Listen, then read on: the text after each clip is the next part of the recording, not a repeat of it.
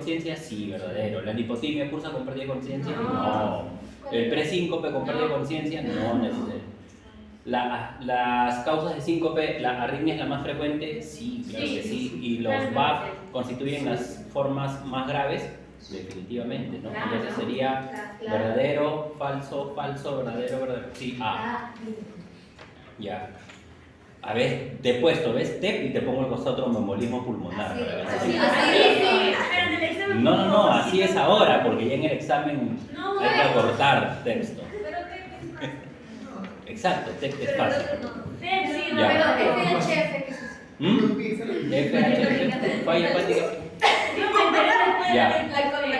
¿El TEP es la causa más común de los síncopes? No, pues no. ¿Las taquiarritmias son las causas con riesgo de muerte? Claro que sí. ¿Las hemorragias son una causa importante de síncope? Sí, verdadero. ¿El BAF tipo 1 prolonga el PR? Sí. Claro, pues si te he puesto que el PR prolongado. ¿Y el BAF, el MOVIX 2, cursa con desaparición? Sí, también. Entonces esa de ahí sería... Sí, la A. Muy bien. ¿Ya ves? Ya están afilados ya para el examen. Ya. Siendo así me retiro entonces. Respecto a palpitaciones, ¿su causa generalmente es maligna? No, si te puse que es benigna. Ya. ¿Se puede presentar desde la niñez? Sí. Hay niños. ¿El embarazo las puede desencadenar? Sí. ¿El uso de cocaína es la causa frecuente? Y por ejemplo para cocaína, ya, no, sepan, o sea, ya es... Yo no sé por qué se ríe usted, doctora, pero ayer consumidora se miran y... Yo acá no juzgo a nadie, yo estoy acá como claro, médico. exactamente. Pero por ejemplo ayer me llegó un drogadicto. Sí, un drogadicto. Consumidor, dile, ¿no? Le digas drogadicto. Un consumidor. ¿No? Es igual, por ejemplo, yo veo mucho que van al hospital y dicen, ya, es que no le puedo decir que tiene VIH, no le puedo decir que tiene SIDA, le dicen código blanco. Todo el mundo sabe que es código blanco. Todo el mundo, hasta el chofer del metropolitano y todo el mundo sabe que es código blanco. La terminología es PBBS. Persona viviendo con el virus del SIDA.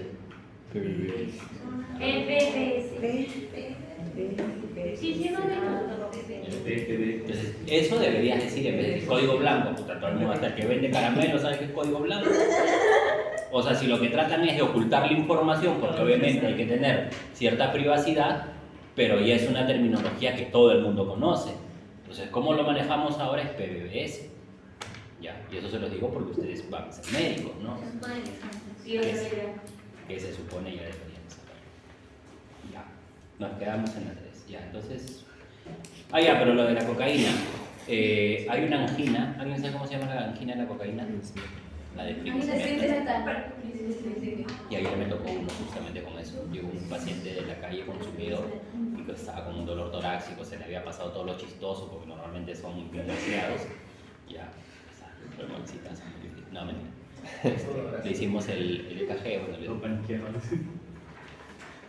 pero eso es importante, ¿no? Que sepa que el consumo de cocaína cursa con palpitaciones y te puede cursar con una angina de Prinzmeyer. ¿Ya? Y la FA y la TPCB, ya no me pregunten qué. FA sí saben, ¿no? Y la TPCB, taquicardia suprarrenal. ¿Ya ves? En cardio son más fáciles. Ya. ¿Cursan con riesgo de muerte? Sí, claro que sí. Entonces sería F, B. Ya todos tienen buenas las claves. De ahí, sobre los biomarcadores en el diagnóstico de síndrome coronario agudo. La troponina cardíaca es el biomarcador más específico para el diagnóstico de infarto miocardio. ¿Cuál sería el más específico? CTKMB.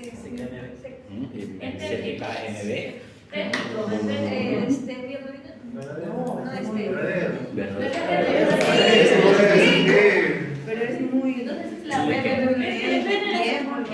Ajá, ay, claro, tiene que ver con el tiempo. Claro, lo que pasa es que acá Porque la tienes... mioglobina es vinculante. Se te va Ponías a cualquier cosa. específica del tiempo lento, lo que fue cada... Mira, acá tienes internet. Quiero exponerte las curvas de las enzimas cardíacas porque es importante. Pero es específica, sí, era verdadero. Era sí, ajá. ¿Qué alternativa? La A. Todo lo verdad. Sí.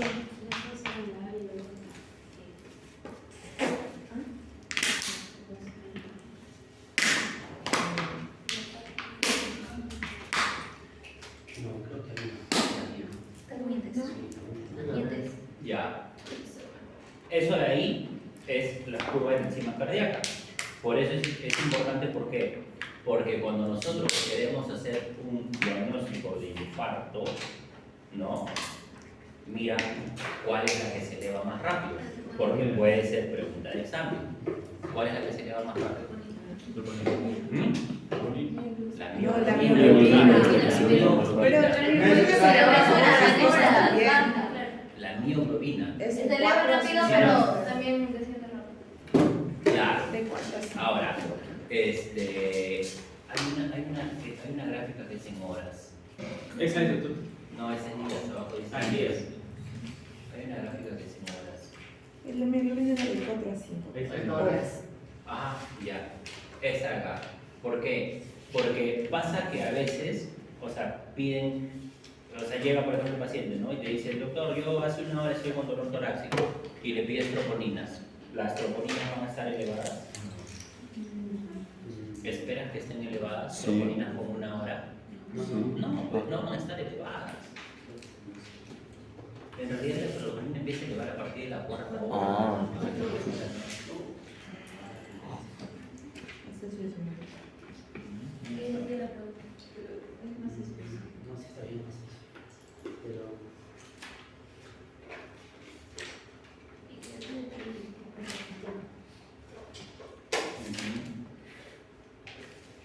Ya, este de aquí nos puede servir también.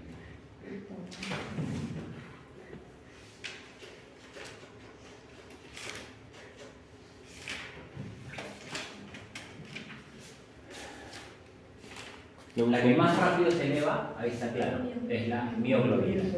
Ya. ¿Qué otra cosa dosamos? No está ahí, por ejemplo, la TGO. Recuerda que TGO también hay en corazón. ¿Ya? No solamente es un marcador hepático, sino que recuerda que la TGO también está en el corazón. Entonces, la mioglobina, pero al no ser específica, ¿por qué? Porque ¿dónde más puede haber mioglobina? Cuando, por ejemplo, Los hay músculos, inyección, los brazos. también se No, puede- claro. En una radiomiólisis la mioglobina va a estar elevada. Entonces, no es específico. ¿Cuál es específico coronario? La troponina. Entonces, tú pides troponina porque es el más específico, ¿ya? Pero necesito que sepas también que la troponina no se eleva en la primera hora. Se hace detectable la ultrasensible a partir de la segunda hora. Y la troponina normal, que es la troponina T o la I, se hace recién a partir de la cuarta hora. Entonces, si te llega un paciente, como te dije, dentro de la primera hora, o de la segunda hora si quieres, y tú le dices, y tú le quieres pedir troponinas, le vas a, digamos, y no tienes la sensible, te va a salir negativo, ¿sí o no? ¿Y qué le vas a decir? Está bien, señor, vaya a su casa nomás, esto de aquí es porque ha cargado algo, yo qué sé, y el paciente se te muere después. ¿Qué es lo que tienes que hacer entonces? No olvídese, doctor, usted está en hacer el EKG. El EKG te va a mostrar alteraciones. Lo primero que se va a alterar es el EKG. Es muy difícil que un EKG no se altere. O sea, es muy improbable que tú tengas unas troponinas en 1000 y tu EKG esté normal. No va a suceder, ¿ya? Pero sin embargo, sí puede ser que tu EKG te presente alteraciones, ya sea a nivel, normalmente es del ST, ¿no? Pero puedes presentar ondas Q, ¿ok? O depresión o ondas U, ¿no? y tu troponina esté normal. Porque lo primero que se va a alterar es el EKG. ¿Ya? Eso quiero que te claro, ¿no? ¿Te acuerdas que te dije sobre hemoptisis? Listo, ahora quiero que entiendas que el abordaje de todo dolor coronario tiene que tener un EKG de por medio. ¿Ya? No puedes pensar en hacerle una ecografía, una tomografía, no puedes pensar en eso si no hay un EKG de por medio. Dime. Doctor, entonces las troponinas, los marcadores, solo sería para el seguimiento luego de... No, también para el diagnóstico. Porque si tú En tienes este caso sería que el sensible nada más. No, la troponina ultrasensible te detecta a partir de las 2 horas, ¿ok? O sea, eso es ya el... Pero tú puedes ir, digamos, tú puedes ir ya... Tú lo que haces es una curva de troponina. Lo que pasa es que una cosa es lo que te dice la guía y otra cosa es lo que te vas a ver en la práctica clínica, por ejemplo, ¿no? Yo trabajaba en la Ricardo Palma. ¿Conocen dónde está la Ricardo Palma? ¿No? Ya bueno, la Ricardo Palma es una de las 3 clínicas top del Perú, ¿ya? Entonces, ahí yo tenía todo. O sea, en la emergencia tenía todo. No me faltaba nada, tenía hasta resonador. O sea, y ahí pues que te llegue un paciente y que no le pidas, por ejemplo, enzimas cardíacas, es un pecado, por así decirlo, ¿no? Porque tienes todo. Y el bolsillo de esa gente te permite consumir todo. O sea, a ellos no les importa pagar. Entonces tú pedías tu troponina. Pero te decían, pero muchas veces llegaban, no, que 30 minutos y todo. No, iba a salir negativa. Pero me servía esa troponina para poder hacerle la curva. Porque después de, yo qué sé, 2 horas, le volví a pedir, ¿no? Y no le gasto, no, sino para hacer la curva de troponina. Porque uno de los... ¿Ah? Entonces, ya. Pero la mioglobina es el primer marcador, ¿ok? Troponina, y el otro que usamos es el CPK, pero la fracción MB. Ya, el MB. Porque si te pongo CPK total, no. ¿Ya? O sea, yo no quiero jalarte, pero también entiende algo. No te voy a regalar el examen. Eso te lo dije la vez pasada. No te voy a regalar el examen. Yo quiero que todos aprueben, sí. Pero por sobre todo quiero que todos aprendan. Y no te voy a regalar el examen. Tampoco te voy a poner pues, una pregunta súper rebuscada donde no lo voy a hacer. Porque ese no es el fin del curso. ¿Ya? Y mira cuánto demora en caer también la troponina. Por lo tanto, tú lo que dosas es troponina, ¿no? O sea, y vas haciendo tu curva, porque la curva de troponina te permite ver si realmente hay, o sea, si la troponina va en aumento, dices, ok, hay un infarto. Pero, ¿cómo determinarías tú si hay un infarto nuevo y uno antiguo? ¿Con troponina? La troponina, ¿no? En este caso. Por eso, ¿cómo piensan? Tienes ahí la curva. ¿Cómo? Que vuelve a reaparecer.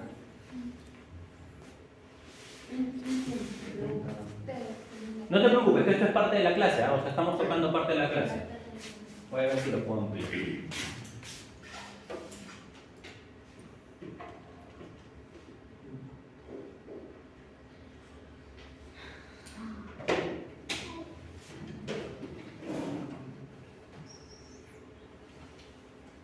Ya, yo creo que sí se puede ver, ¿verdad? Listo. Entonces, tengo esta de aquí que mira, que es la primera que se eleva, que es la mioglobina. Es la primera que se eleva y también la que cae más rápido, pero no es específica, ¿sí? Ok, estamos quedando en que la específica es la troponina.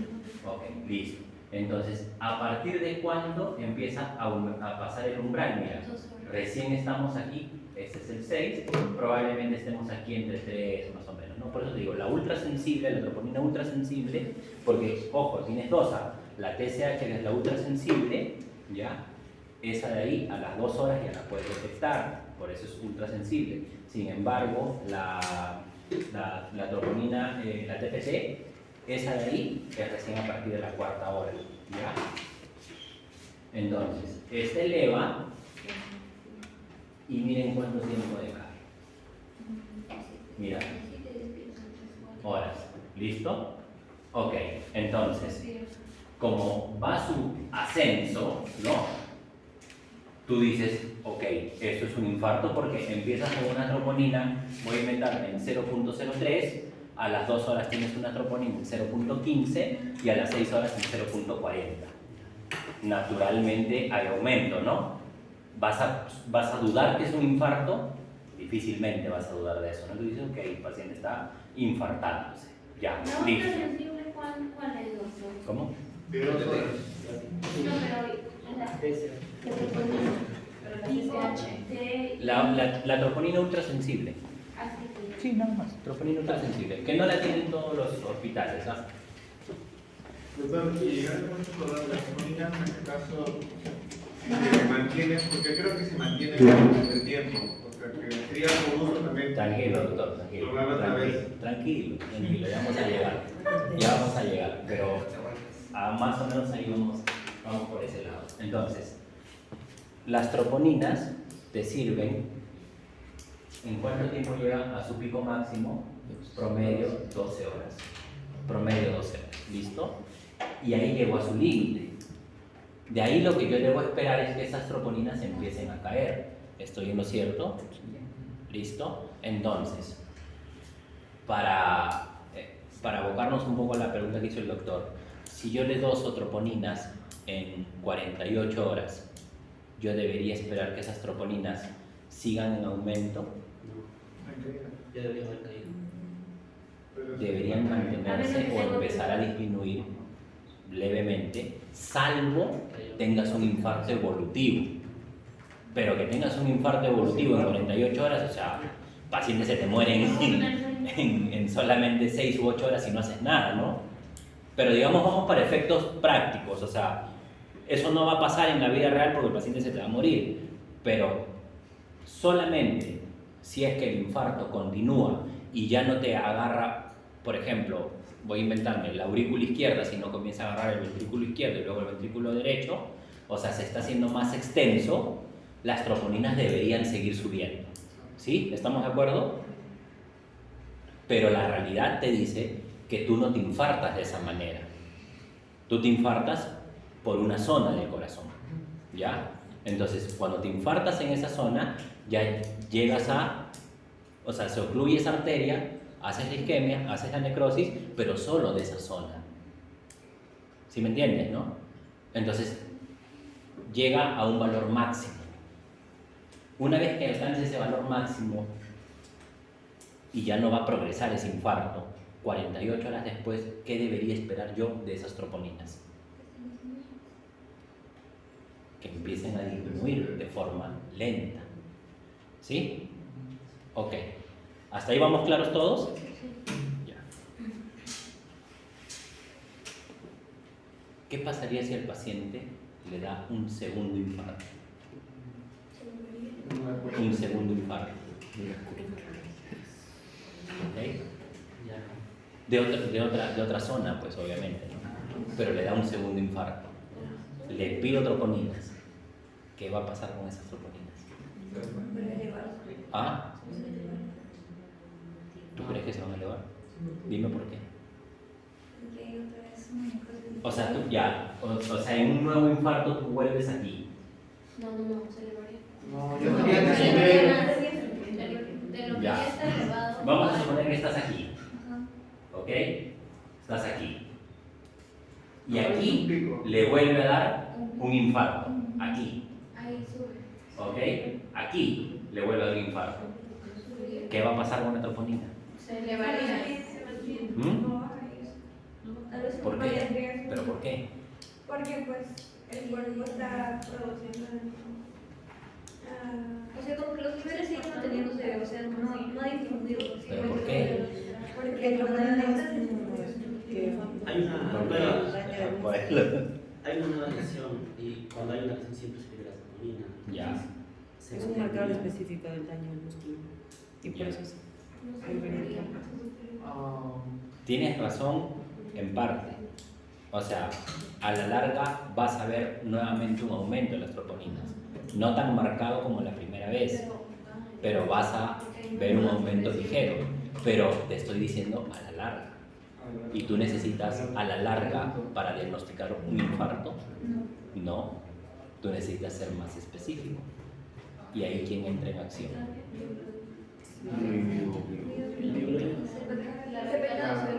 Se pica, se cae, bebé. Porque también es más sensible. ¿Por qué? Por su tiempo. Porque mira, Por el tiempo esta cae más rápido. que la En cambio la troponina demora más en caer. Por lo tanto, si tú quieres diferenciar un infarto antiguo de un infarto nuevo, en el corto plazo debes de pedir CPK como diferencial. Porque la troponina se va a volver a elevar, sí, pero mira o sea, ¿cuánto tiempo tiene que pasar para que llegue acá? ¿Me entiendes? O sea, doctor, en 4 horas, no, en 4 horas no. Va a tener que pasar, como te digo, promedio 10-12 horas para que puedas evidenciar una elevación y no sustancial, ojo, no sustancial de la troponina. ¿Ya? En cambio, la CPK cae mucho más rápido, su tiempo de vida es más corto. Al ser tiempo de vida más corto, no lo vas a detectar en sangre por mucho tiempo. Por lo tanto, si lo vuelves a detectar, estás frente a un nuevo evento. ¿Sí? ¿Te quedó claro? Ok, dígame, doctora, que estaba usted levantando la mano. Es que quería preguntar por qué la hemoglobina no es la que cae más rápido, independientemente de que Específico de daño. Por la especificidad, doctora. La mioglobina viene del músculo, de cualquier músculo, no de la Pero musculatura. si se supone que es un paciente que no es internado, ¿no? Ya. Ah, bueno, también. Qué reposo, ¿no? Sí, ya sabes. Sí, está bien, pero no, al no ser específico no se dosa. Ahora, por ejemplo, en el hospital tengo mioglobina, ¿ya? Pero la mioglobina, sí pido mioglobina, aunque me ponen siempre no hay insumos, pero no es, digamos, tu razonamiento es muy bueno, ¿ah? Podríamos pedir la mioglobina, sí, tu razonamiento es muy bueno. Cumpliría con todos los criterios que hemos dicho, sí. Pero los más específicos son estos dos, la CPK y la troponina. Son los más específicos. Lo que pasa es que la mioglobina puede elevarse por cualquier causa muscular. Sí es cierto, doctor, pero estamos hablando netamente de un paciente coronario. Sí, puede ser, pero también puede ser que el paciente pues tenga alguna otra alteración y se puede elevar. Por ejemplo, la doctora hizo un ejemplo, la mioglobina se puede disparar con el simple hecho de una inyección, ¿ok? Y un paciente que está en ese estado, ¿usted cree que tenga accesos venosos o no? Sí va a tener accesos. Entonces, sí, su razonamiento es muy bueno y es correcto. Si hablamos de un paciente netamente coronario y yo en el enunciado te pongo no hay ningún otro músculo dañado, sí, la respuesta es mioglobina. Pero por especificidad es CPK. Estas dos son las más específicas, ¿ya? Pero está muy bien tu razonamiento. Ok. ¿Ya ves? Este es, por ejemplo, de la parte isquémico, ¿no? De síndrome isquémico. Doctor, ¿y qué tan probable es que le vuelva a repetir? Que le vuelva a dar un infarto, ya sería bien piña, ¿no? Pero sí se da. Nosotros me acuerdo que tuvimos un paciente, no me tocó a mí, eso sí, pues yo no puedo asumir los pacientes que no me tocaron, ¿no? Pero yo justo estaba guardia ese día en la noche, estaba mi amigo Edson, y le tocó un paciente que lo tuvieron que reanimar 6 veces. O sea, hubo retorno a circulación espontánea y nuevamente parada cardíaca. ¿Ya? No te estoy hablando necesariamente de un infarto, pero si hay una parada cardíaca, hay un detenimiento de la circulación y puede haber, pues, naturalmente secuelas, ¿no? Pero mira, 6 veces lo reanimaron. ¿Pero cuánto tiempo pasó? Eso le habrá sido, pues, tranquilamente un promedio de 6 horas, 7 horas más o menos. Porque una reanimación, la primera reanimación, cuando tú tienes un paciente, la que más te va a demorar es la primera reanimación, para retornar a la circulación espontánea, ¿no?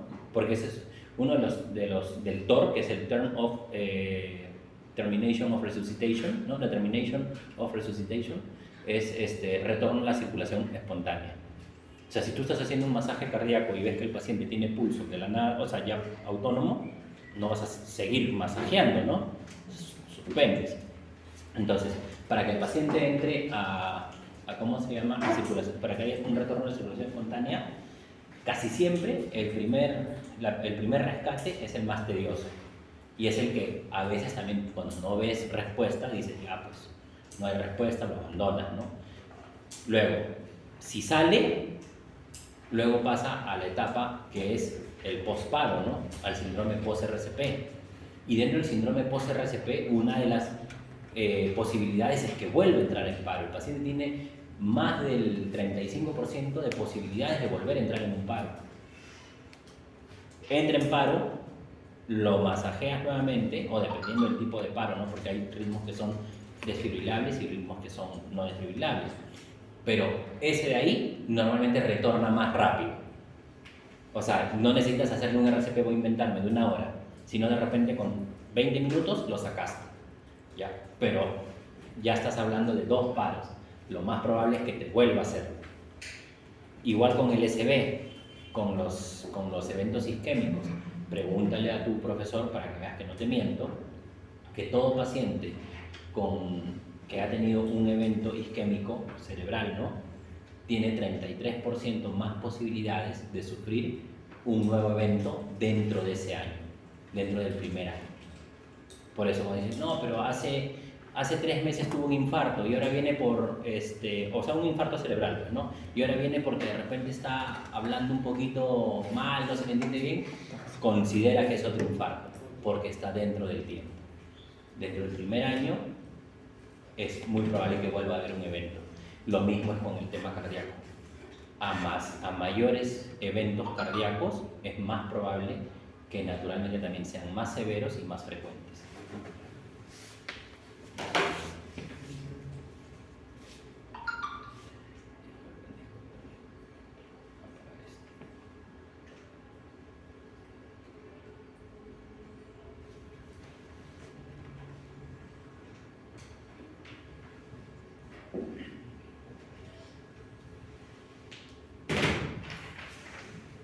Ya. Dice, los niveles elevados de troponina siempre indican un infarto agudo de miocardio. De troponina. Sí. Falso. No siempre. Porque, por ejemplo, pacientes con falla cardíaca van a tener troponinas elevadas. Pacientes en renales terminales también van a tener troponina elevada. ¿Ya? Entonces, esta aquí se es falsa. ¿Qué más? El péptido natriurético tipo B es el marcador específico de isquemia en pacientes. Falso. ¿Por qué es falso?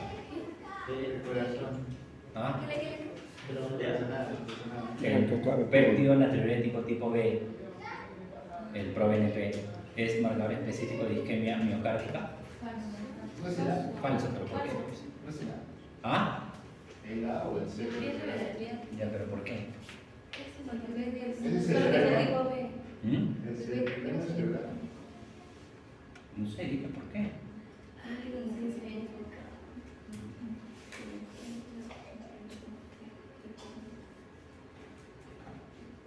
Ya, y la 4 te la acabo de responder ahí, mira, dice, los niveles de CPK-MB aumentan y disminuyen más rápidamente que los de troponina.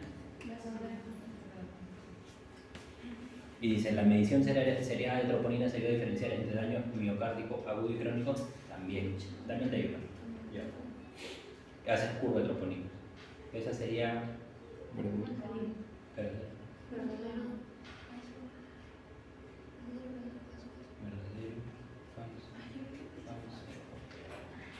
Verdadero.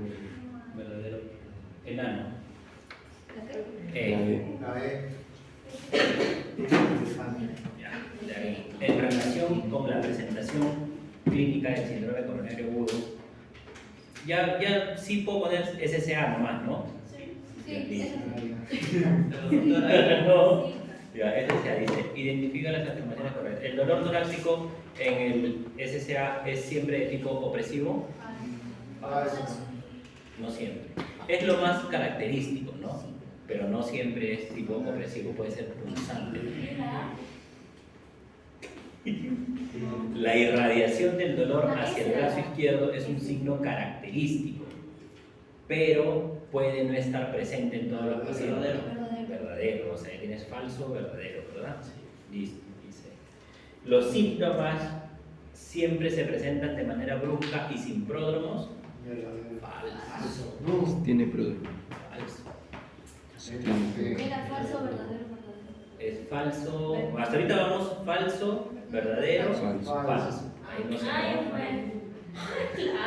se dice, el dolor en el SSA puede aliviarse parcialmente con nitratos.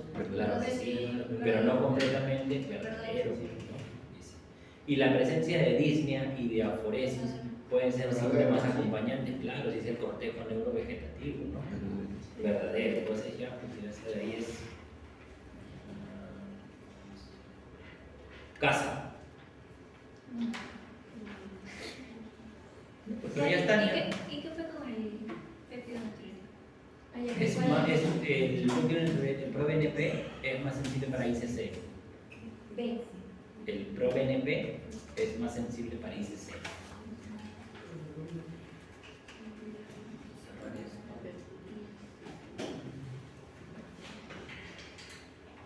Y la D. Sí.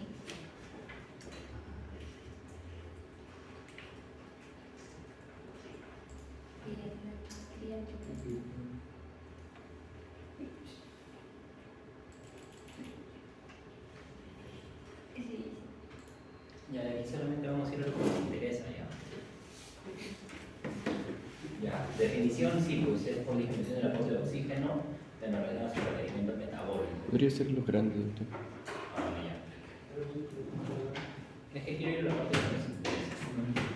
Ya, causa principal de mortalidad, sí, afecta a la población general, normalmente es mayores de 65 años. ¿Por qué? Porque, ¿cuál es? O sea, el síndrome coronario agudo, ¿de qué estamos hablando? O sea, ¿alguien tiene idea de qué estamos hablando en un síndrome, ya, de un Zika o de un SSA? Porque sí que es isquémico, ¿ya? Pero puede ser hemorrágico también, ¿no? Sí. ¿Ya? Entonces, Zika es lo más frecuente, sí, no te voy a mentir, pero también puede haber una hemorragia. Ya, pero ¿de qué estamos hablando en general? De una disminución del flujo. Ok, muy bien, una oclusión de alguna arteria, naturalmente alguna arteria coronaria, ¿no? Alguna arteria que irriga el corazón, ¿no? Cual sea su rama, ya sea troncal o ya sea terminal. Ok, ¿cuál es la etiología de esa obstrucción? Pues, Perfecto, placas de ateroma, es lo más frecuente. No es lo único, pero es lo más frecuente. Es lo primero que vas a pensar, ¿sí o no? Daño endotelial. Que se inicia por un daño endotelial en el cual se pueden depositar los líquidos en el subendotelio, ¿no? Va creciendo, va haciéndose como un cerrito, por así decirlo, hasta que revienta y perfora el endotelio, y eso de ahí, naturalmente, las plaquetas lo detectan, llegan las plaquetas, llegan todos los factores de coagulación, generan vasoconstricción y ¡pum! Espasmo de toda la zona, un cierre completo. ¿Listo? Eso es lo que necesito que sepas. Y ahora de ahí vas a sacar tú todas las manifestaciones. Porque, nuevamente, la placa de ateroma, ¿tú crees que llega a ocluir toda la arteria en un día? No. Definitivamente no. Esto va pasando por años. ¿Ok? Entonces, cuando te ocluye menos del 10%, ¿tú crees que vas a tener síntomas? No. Vas a ir a jugar pelota y tranquilo.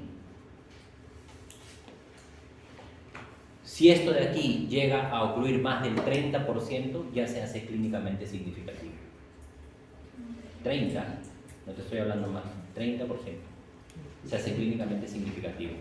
Porque ya hay una reducción considerable del flujo que sobre todo se va a manifestar a la actividad física. Sea cual sea la actividad física que hagas, se va a manifestar. Entonces, las personas normalmente dicen, no, es que estoy, yo qué sé, no hago mucho deporte, me falta práctica y por eso es que no puedo. ¿Listo? Y tú crees que va, entonces, eso de ahí naturalmente va a generar dolor, que en un primer momento va a ser un dolor esporádico, intermitente, mal localizado, y que puede remitir con el reposo, ¿sí o no? Mira cómo vamos, ¿ah? Si esa placa sigue aumentando de tamaño, ya no te ocluye el 30, vamos a suponer que te ocluye el 60, ¿tú crees que el flujo que va ahí a través de esa arteria es el que necesita tu corazón? No. ¿Y toda isquemia cómo se manifiesta? Isquemia. Yo de la percusión. Con dolor. Toda isquemia se manifiesta con dolor. ¿Y cómo se llama el dolor en este caso? Angina. Ya ves cómo todo empieza de una cosita para que tú misma puedes sacar todas las... ¿no? Porque al final están en las diapositivas, ¿sabes? Igual te las dejo, ahí están todos. Ahí te he puesto dibujitos y todo. Pero yo necesito que tú lo entiendas, ¿no? Acá está, mira. Ahí está. Ahí empieza, ahora te lo pongo más bonito, cómo va cerrando, ¿ya? Todo eso es para que te entretengas ahora en la noche, ¿ya? En vez de estar viendo esta guerra, te pones... ¿ya? El gran show y todas esas cositas. El gran show. Vale, el chef que la vez pasada estaba buscando dónde comer, no encontraba. Aunque vi uno que parecía un café más o menos. Pero bueno, ese es otro tema, ya ves cómo me... ya. Entonces, ahora, la angina, ¿ya? Toda angina debut, para que sepas, y esta es pregunta del examen de ENAM, no de ahora, toda angina debut se considera inestable. Para que sepas, o sea, todo dolor o toda angina debut, o sea que la diagnosticas por primera vez, se considera inestable. ¿Ya?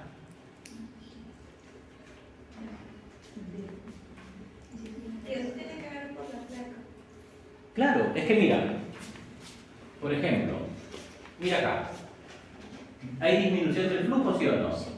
Listo, aquí naturalmente incluso ya ves zonas de necrosis. Entonces, ¿cuál es el tratamiento? ¿Qué te dice la guía que le he compartido a tu compañero y que se la va a pasar a ustedes? ¿Qué es lo que tienen que hacer? Reperfundir. Entonces, ¿cuál es el estudio de elección? El estudio de elección para estos casos es una angiografía coronaria, naturalmente, ¿no? Es una angiografía coronaria. Entonces, la guía te dice, tienes 120 minutos para poder hacer esa angiografía. ¿Puedes hacerla, sí o no? ¿Tienes acceso a hacer una angiografía coronaria en menos de ese tiempo, sí o no? Si la respuesta es no, trombolizas.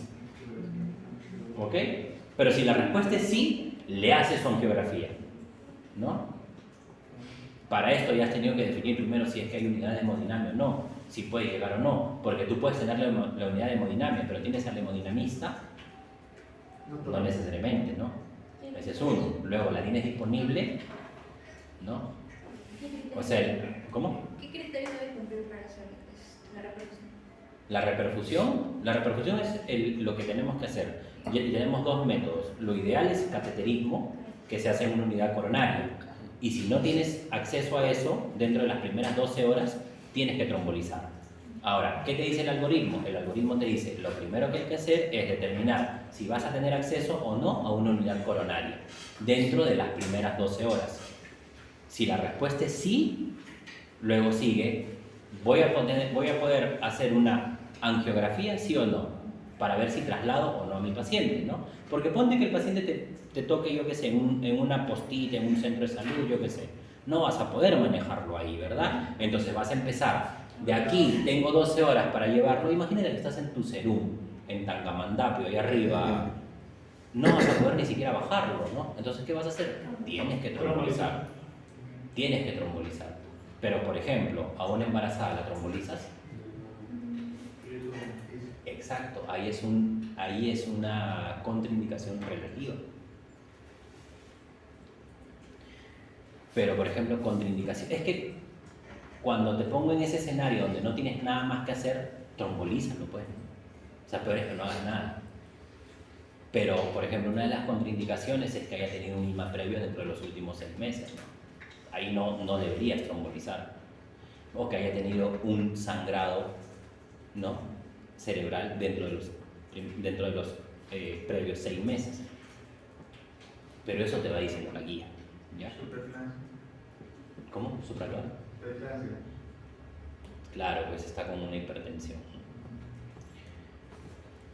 Entonces todo lo que vamos a ver es por esto de acá. Ahora, ¿qué puedes hacer? ¿Bypass? Sí, puedes hacer bypass. ¿Qué es el bypass? Cortas aquí, cortas acá, sacas esta parte y lo redireccionas o lo recanalizas. ¿Qué otra cosa puedes hacer? Colocar un stent. ¿En qué consiste el stent? Es como un resorte que entra y ¡pum!, dilata, ¿no? ¿Qué más puedes hacer? Puedes hacer balón. Puedes inflar un balón y comenzar a ensanchar la arteria también y dejarla ahí. O sea, las alternativas son múltiples. Eso de ahí no, yo no soy hemodinamista naturalmente, ¿no?, pero solamente te comento lo que puede haber, ¿ya? A ti en este momento, en la parte de tratamiento, no debería interesarte tanto, porque lo que tú necesitas es entender qué es lo que sucede. Dime. Cuando yo le trombolizo, ¿cuánto tiempo tengo para que le hagan todo? No, es que ya una vez que tú lo trombolizas, no es que hay que, obviamente hay que darle los cuidados que vienen, ¿no? Pero cuando tú haces una trombólisis, lo que estás haciendo es reperfundir. Entonces ya ganaste mucho tiempo para poder llevarlo a una unidad coronaria. Pero ojo que la trombólisis tampoco es tan fácil, ¿eh? O sea, es fácil porque simplemente calculas el porcentaje de fármaco por kilo de peso. Pero eso es lo facilito. Incluso no necesitas aprenderte la fórmula, porque la fórmula te viene en el inserto, en el folletito este que viene en todos los, ¿no? Ahí te viene cuánto. Paciente pesa 50 kilos, hay que darle tanto, diluido en tanto tiempo. Ya te viene todo eso, o sea, porque es lo ideal. El problema es que tú estás trombolizando, o sea, estás convirtiendo a un paciente en un estado hemorragíparo, ¿sí o no? Entonces te puedes sangrar por cualquier otro lado y tienes que contener eso. Pero es mejor contener eso a que no hacer nada y que se te muera.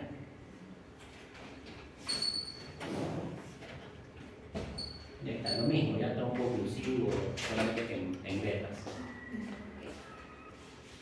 Aumento de la demanda, disminución del aporte. O sea, lo mismo que está acá, ¿no? Y que te he explicado, aumento de la demanda, disminución del aporte. Esa es la fisiopatología. Aporte de O2 disminuido, al final necrosis. Es que eso es lo único que tienes que entender, ¿no? No hay más. Nuevamente, obstrucción coronaria. ¿Por qué? Por una placa ateroma. Ahí está.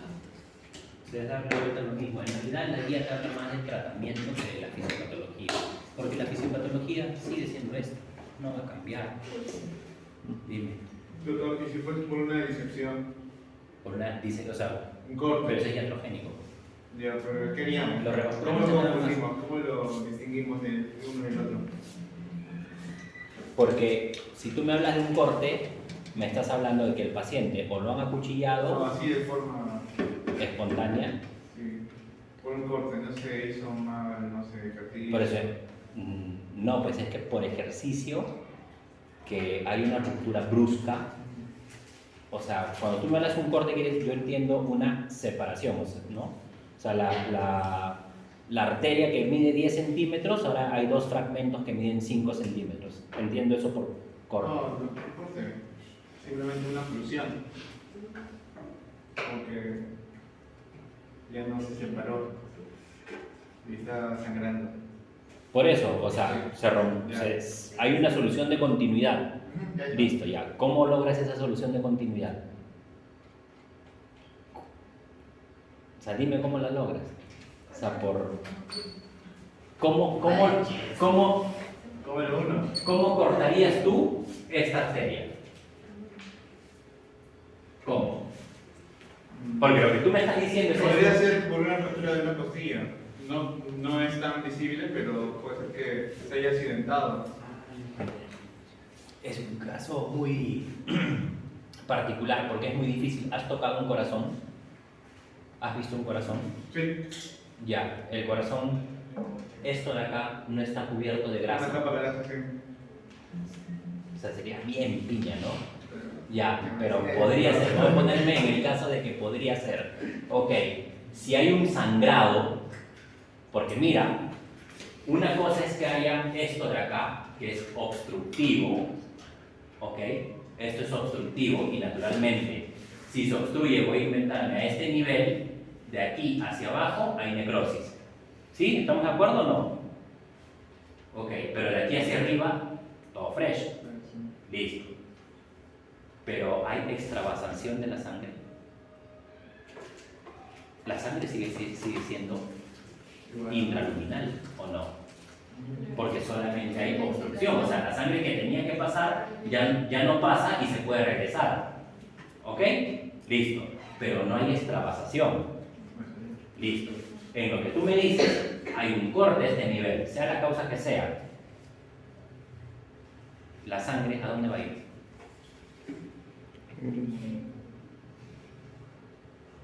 Al extravascular. Así es. Y te va a hacer un taponamiento cardíaco.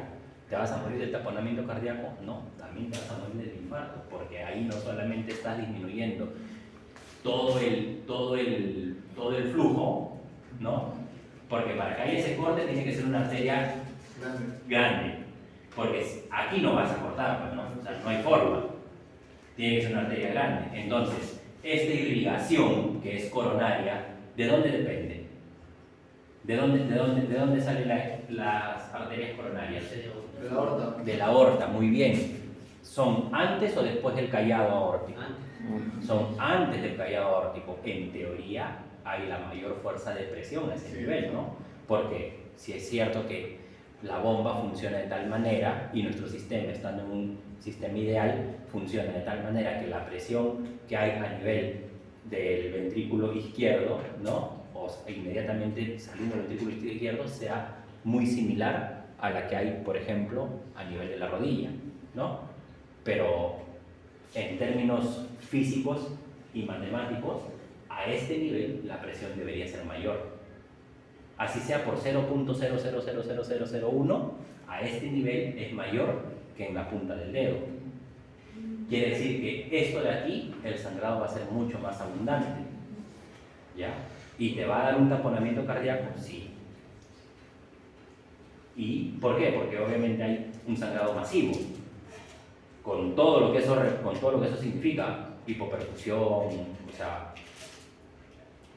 y aparte que tu corazón encima no le va a llegar la sangre y va a comenzar a latir de una manera anómala. O sea, el paciente se te va a ir, pero ¿qué vamos a hacer ahí? Encomendar. Porque mucho no vamos a poder hacer, ¿no? Mientras que, ¿cuánto crees que demoras en meter un paciente a sala en el mejor de los casos?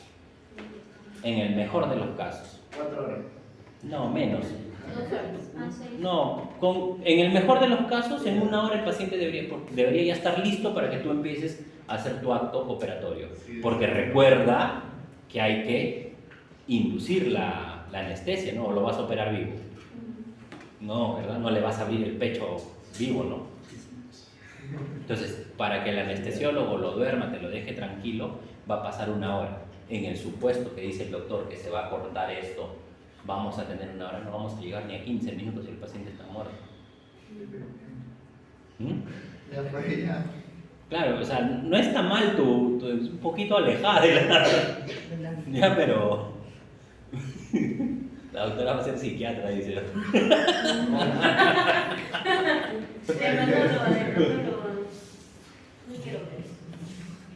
Ya, bueno. El signo de Levin es característico, ¿no? Este es el signo de Levin. El paciente te llega así, te llega, Macía.